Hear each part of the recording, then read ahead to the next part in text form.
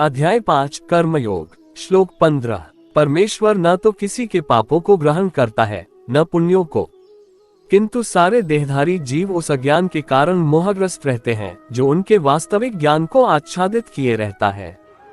तात्पर्य: विभु का अर्थ है परमेश्वर जो असीम ज्ञान, धन, बल, यश, सौंदर्य तथा त्याग से युक्त है। वह सदैव आत्मतृप्त और पाप पुण्य से अविचलित रहता है।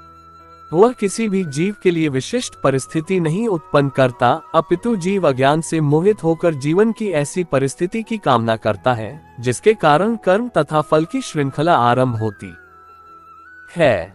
जीव परा प्रकृति के कारण ज्ञान से पूर्ण है, तो भी वह अपनी सीमित शक्ति के कारण अज्ञान के वशीभूत हो जाता है। भगवान सर्वशक्तिमान है किंतु जीव नहीं है। भगवान विभु अर्थात सर्वज्ञ है किंतु जीव अनु है। जीवात्मा में इच्छा करने की शक्ति है किंतु ऐसी इच्छा की पूर्ति सर्वशक्तिमान भगवान द्वारा ही की जाती है। अतः जब जीव अपनी इच्छाओं से मोहग्रस्त हो जाता है तो भगवान उसे अपनी इच्छा पूर्ति करने देते हैं, किंतु किसी परिस्थिति विशेष में इच्छित कर्मों तथा फलों के लिए उत्तरदायी नहीं होते। अतः मोहग्रस्त होने से देहधारी जीव अपने को परिस्थितिजन्य शरीर मान लेता है और जीवन के क्षणिक दुख तथा सुख को भोगता है। भगवान परमात्मा रूप में जीव का चिरसंगी रहते हैं, फलत वे प्रत्येक जीव की इच्छाओं को उसी तरह समझते हैं जिस तरह फूल के निकट रहने वाला फूल की सुगंध को। इच्छा जीव को बद्ध करने के लिए सूक्ष्म बंधन है। भगवान मनुष्य की योग्यता के अनुसार उसकी इच्छा को पूरा करते हैं। आपन सोची होत नहीं प्रभु सोची तत्काल। अतः व्यक्ति अपनी इच्छाओं को पूरा करने में सर्वशक्तिमान नहीं होता, किंतु भगवान इच्छाओं की पूर्ति कर सकते हैं। वे निष्पक्ष होने के कारण स्वतंत्र अनुजीवों की इच्छाओं में व्यवधान नहीं डालते, किंतु जब कोई कृष्ण की इच्छा करता है तो भगवान उसकी विशेष चिंता करते हैं और उसे इस प्रकार प्रोत्साहित करते हैं कि भगवान को प्राप्त करने की उसकी इच्छा पूरी हो और वह सदैव सुखी रहे। अतः वैदिक मंत्र पुकार कर कहते हैं, अश्रु एव साधु कर्म कारयति तम यमेभ्यो लोकेभ्यो निनिश्यते। अश्रु एवं साधु कर्म कारयति यमधो निनिश्यते। भगवान जीव को शुभ कर्मों में इसलिए प्रवृत्त करते हैं जिससे वह ऊपर उठे। भगवान उसे अशुभ कर्मों में इसलिए प्रवृत्त करते हैं जिससे वह नरक जाए। कौशिक की उपनिषद 3.8। अज्ञो जंतुर्निषूयमात्मन सुख दुख हयो ईश्वर प्रेरितो गच्छेत स्वर्गा वाश्वभ्रमेव च। जीव अपने सुख दुख में पूर्णतया आश्रित है। परमेश्वर की इच्छा से वह स्वर्ग या नरक जाता है, जिस तरह वायु के द्वारा प्रेरित बादल। उद्धरण चिन्ह। अतः देहधारी जीव कृष्ण भावनामृत की उपेक्षा करने की अपनी अनादि प्रवृत्ति के कारण अपने लिए मोह उत्पन्न करता है। फलस्वरूप स्वभावत सच्चिदानंद स्वरूप होते हुए भी वह अपने अस्तित्व की लघुता के कारण भगवान के प्रति सेवा करने की अपनी स्वाभाविक स्थिति को भूल जाता है और इस तरह वह अविद्या द्वारा बंदी बना लिया जाता है। अज्ञानवश जीव ये कहता है कि उसके भवबंधन के लिए भगवान उत्तरदायी हैं। इसकी पुष्टि वेदांत सूत्र 2.1.34 भी करते हैं। वैषम्य निर्घृण्य न सापेक्षत्वात् तथा ही दर्शयति। भगवान न तो किसी के प्रति घृणा करते हैं न किसी को चाहते हैं, यद्यपि ऊपर से ऐसा प्रतीत होता है। उद्धरण चिन्ह। श्लोक 16।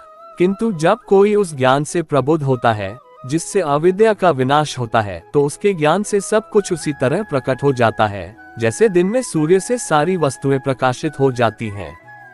तात्पर्य: जो लोग कृष्ण को भूल गए हैं वे निश्चित रूप से मोहग्रस्त होते हैं, किंतु जो कृष्ण भावना भावित हैं वे नहीं होते।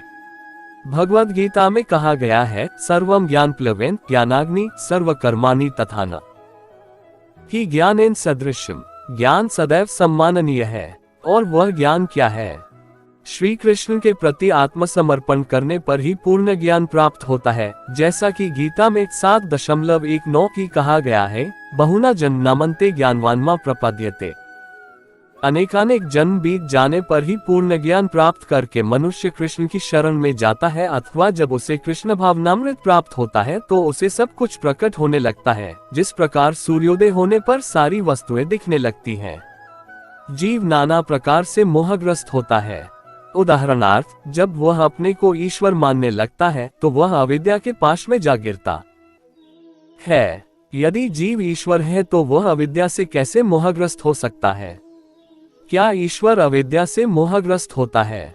यदि ऐसा हो सकता है तो फिर अविद्या या शैतान ईश्वर से बड़ा है। वास्तविक ज्ञान उसी से प्राप्त हो सकता है जो पुनर्तः कृष्ण भावना भावित है। अतः ऐसे ही प्रामाणिक गुरु की खोज करनी होती है और उसी से सीखना होता है कि कृष्ण भावनामृत क्या है, क्योंकि कृष्ण भावनामृत से सारी अविद्या उसी प्रकार दूर हो जाती है जिस प्रकार सूर्य से अंधकार दूर होता है। भले ही किसी व्यक्ति को इसका पूरा ज्ञान हो कि वह शरीर नहीं अपितु इससे परे है, तो भी हो सकता है कि वह आत्मा तथा परमात्मा में अंतर न कर पाए। किंतु यदि वह पूर्ण प्रामाणिक कृष्ण भावना भावित गुरु की शरण ग्रहण करता है तो वह सब कुछ जान सकता है। ईश्वर के प्रतिनिधि से भेंट होने पर ही ईश्वर तथा ईश्वर के साथ अपने संबंध को सही सही जाना जा सकता है। ईश्वर का प्रतिनिधि कभी भी अपने आप को ईश्वर नहीं कहता, यद्यपि उसका सम्मान ईश्वर की ही भांति किया जाता है, क्योंकि उसे ईश्वर का ज्ञान होता है। मनुष्य को ईश्वर और जीव के अंतर को समझना होता है। अतएव भगवान कृष्ण ने द्वितीय अध्याय में 2.12 ये कहा है कि प्रत्येक जीव व्यष्टि है और भगवान भी व्यष्टि है। ये सब भूतकाल में व्यष्टि थे, संप्रति भी व्यष्टि हैं और भविष्य में मुक्त होने पर भी व्यष्टि बने रहेंगे। रात्रि के समय अंधकार में हमें प्रत्येक वस्तु एक सी दिखती है, किंतु दिन में सूर्य के उदय होने पर सारी वस्तुएं अपने अपने वास्तविक स्वरूप में दिखती हैं। आध्यात्मिक जीवन में व्यष्टि की पहचान ही वास्तविक ज्ञान है। श्लोक 17। जब मनुष्य की बुद्धि, मन, श्रद्धा तथा शरण सब कुछ भगवान में स्थिर हो जाते हैं, तभी वह पूर्ण ज्ञान द्वारा समस्त कल्मश से शुद्ध होता है और मुक्ति के पथ पर अग्रसर होता है। तात्पर्य: परम दिव्य सत्य भगवान कृष्ण ही हैं। सारी गीता इसी घोषणा पर केंद्रित है कि कृष्ण श्री भगवान है। यही समस्त वेदों का भी अभिमत है। परतत्व का अर्थ परम सत्य है, जो भगवान को ब्रह्म, परमात्मा तथा भगवान के रूप में जानने वालों द्वारा समझा जाता है। भगवान ही इस परतत्व की पराकाष्ठा है, उनसे बका कुछ नहीं है। भगवान कहते हैं, मत परतर नान्यत किंचिदस्ति धनंजय। कृष्ण निराकार ब्रह्म का भी अनुमोदन करते हैं, ब्रह्मणो ही प्रतिष्ठा हम। अतः सभी प्रकार से कृष्ण परम सत्य परतत्व है। जिनके मन, बुद्धि, श्रद्धा तथा शरण कृष्ण में है, अर्थात जो पूर्णतया कृष्ण भावना भावित है, उनके सारे कल्मश धुल जाते हैं और उन्हें ब्रह्म संबंधी प्रत्येक वस्तु का पूर्ण ज्ञान रहता है।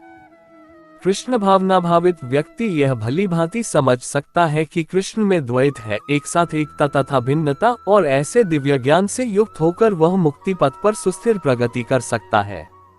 श्लोक 18।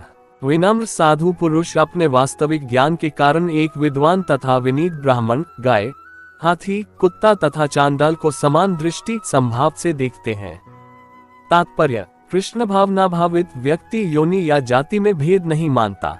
सामाजिक दृष्टि से ब्राह्मण तथा चांडाल भिन्न भिन्न हो सकते हैं, अथवा योनि के अनुसार कुत्ता, गाय तथा हाथी भिन्न हो सकते हैं, किंतु विद्वान योगी की दृष्टि में ये शरीरगत भेद अर्थहीन होते हैं।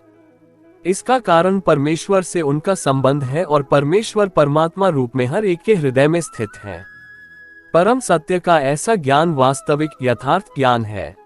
जहाँ तक विभिन्न जातियों या विभिन्न योनियों में शरीर का संबंध है, भगवान सबों पर समान रूप से दयालु हैं, क्योंकि वे प्रत्येक जीव को अपना मित्र मानते हैं। फिर भी जीवों की समस्त परिस्थितियों में वे अपना परमात्मा स्वरूप बनाए रखते हैं। परमात्मा रूप में भगवान चांडाल तथा ब्राह्मण दोनों में उपस्थित रहते हैं, यद्यपि इन दोनों के शरीर एक से नहीं होते।